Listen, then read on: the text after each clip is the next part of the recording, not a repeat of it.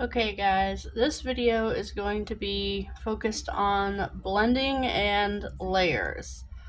So the first one I'm going to do is if you have a thick and creamy textured paint, you put them side by side on a piece of paper, you put your brush in it, and don't just leave it, as is. You want to kind of blend them down. And then you're just going to use it on your paper or whatever canvas you're using, and it gives kind of a nice color blend. You could also just keep working on it and getting it perfect. You can also do a flip and do one on the other side. There's a bunch of different ways you can do it.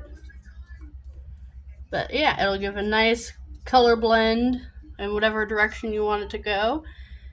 And yeah, next one is going to be a thin texture. Okay, so this is the thin paint layer, and I use the cap because it doesn't really stay where I want it to on a palette. I'm gonna use a different brush this time because it's so thin. I'm just gonna put some color down.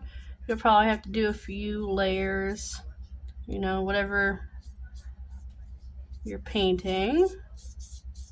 Okay. Then, after I get the cap on this, I'm going to start with a darker green. And usually, I use this technique for shading smaller parts of paintings. I don't really use this for an entire canvas, but you do not have to wait for that to dry. You just put a little bit on your brush, and I do a solid line down, and then I just kind of feather it out until it blends in with the other green. And you can do it thicker if you want to, just keep adding layers.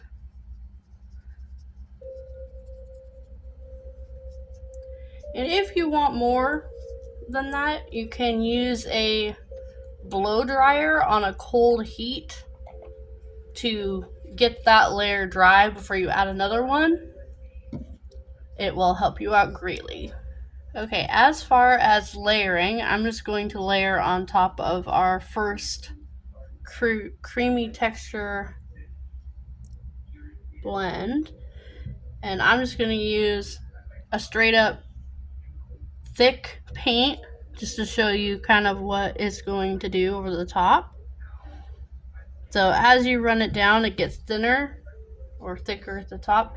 What I do, if you want to do a little bit of blending over the top, is perfectly okay to dip this in a tiny bit of water, and then when you paint over something, it'll give that sheerness. Depending on what kind of a texture you're going to want, you can see kind of there.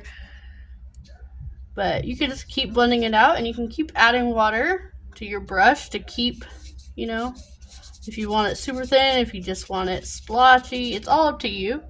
But I tend to go in the medium range when I'm layering. And you can either wait till it's completely dry or just right over the top. Just make sure that whatever colors you are blending, they go together and they won't get muddled up into a nasty color that you do not want. I recommend getting a color wheel and a color mix chart so that you make sure that whatever you do, it's going to turn out looking better. Alright, I hope you enjoyed. Thank you. I'll see you next time.